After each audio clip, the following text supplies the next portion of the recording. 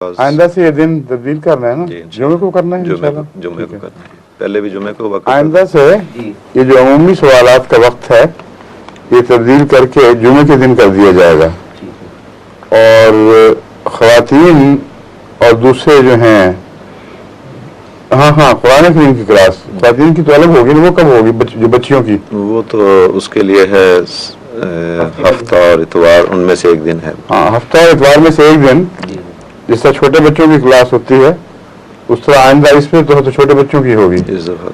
وہ ینگ لجنہ ہے، ان کا بھی مطالبہ ہے کہ ہمیں بھی وقت دیا جائے، جس طرح کینیڈا میں ہوا تھا ینگ لجنہ کا اجلاس، تو اس میں ینگ لجنہ کی جو عمر کینیڈا میں مقرر ہوئی تھی وہی ان کو بتا دیں۔ جی ٹھیک ہے۔ اس عمر کی بچیاں ساری تو نہیں آ سکیں گے اس جگہ، مگر کافی تعداد میں آ سکتی ہیں، ان کے ساتھ ہوگی سوال جواب۔ اور اس کے علاوہ ہومیوپیتھی کی کلاس تو صبح سابق انہی دنوں میں رہے گی، اور ترجمۃ القرآن کی کلاس بدھ اور جمعرات کو انشاءاللہ بدھ اور جمعرات کو ہوگی، اور جمعے کے دن یہ جمعے کے دن سوالات، اور ان سوالات کی بھی مختلف شکلیں بنائی جائیں گی آئندہ، ٹھیک ہے، کیونکہ ینگ لجنہ کے جو سوالات ہیں ان کو اس میں بھی شامل کیا جا سکتا ہے۔ ٹھیک ہے، اس پہلی کلاس کو، یہ چونکہ اردو میں کلاس ہوگی اس میں شامل کیا جا سکتا ہے، اگر انگریزی میں ہو تو پھر وہ ہفتہ اتوار کو کسی میں، ٹھیک ہے؟ ٹھیک ہے۔ اچھا اب چلیں آگے چلیں۔ یہ جرمنی سے خاتون کا یہ سوال ہے کہ رمضان کے روزوں کے بعد جو 6 روزے نفلی ہوتے ہیں یہ کیوں رکھے جاتے ہیں، اس کی ڈیٹیل بتائیں۔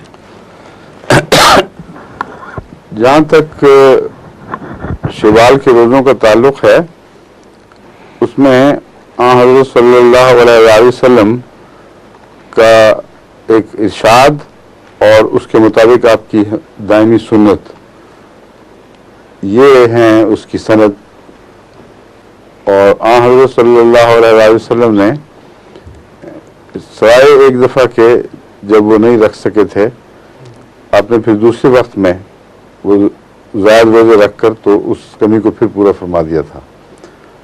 اس استثناء کے سوا ہمیشہ آپ نے شوال کے روزے رکھے جو 6 ہیں، اور جو اسلامی سال ہے اس کے دن 360 بنتے ہیں، اور 36 روزے 30 رمضان کے اور 6 وہ روزے ملا لیے جائیں تو 10واں حصہ بنتے ہیں، تو اس میں وصیت کا مضمون مضمر ہے کہ اگر قربانی کر کے کوئی لازمی چندوں سے آگے بڑھتا ہے تو وہ 10واں حصہ کر دیتا ہے 16ویں حصے کی بجائے۔ تو حضرت صلی اللہ علیہ وسلم کی سنت ہی میں سند ہے ہمارے چندوں کے اس نظام کی بھی، آپ نے فرمایا 30 تو فرض ہیں، مگر اگر کوئی زائد کر دے تو 10ویں حصے تک اس کی قربانی شمار ہو جائے گی۔ بس یہ آگے بڑھی ہوئی جو اب سلۃ من الاولین ہے نا، ان کی مثال ہے، ان کی پیروی میں جو اس زمانے میں کر سکتے ہیں وہ بھی ان کے ساتھ اس نیک سنت میں شامل ہو سکتے ہیں۔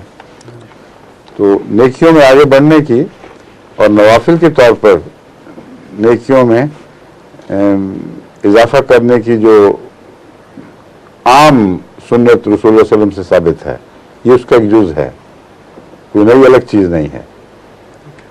حضور صلی اللہ علیہ وسلم سنتوں میں ہمیشہ نوافل کو جمع کیا کرتے تھے اور نوافل کو پھر بڑھاتے چلے جاتے تھے، یہ ایک مثال ہے، مگر اس کے علاوہ بھی روزے رکھنے کی مثالیں ہیں جو زائد نوافل ہیں۔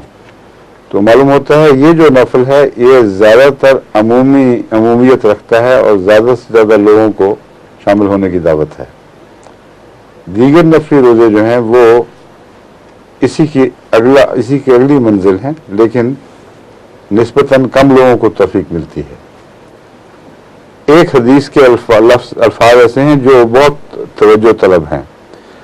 حضرت صلی اللہ علیہ وسلم نے فرمایا کہ جو یہ کرے گا گویا اس نے سارا سال روزے رکھے۔ بس اس کو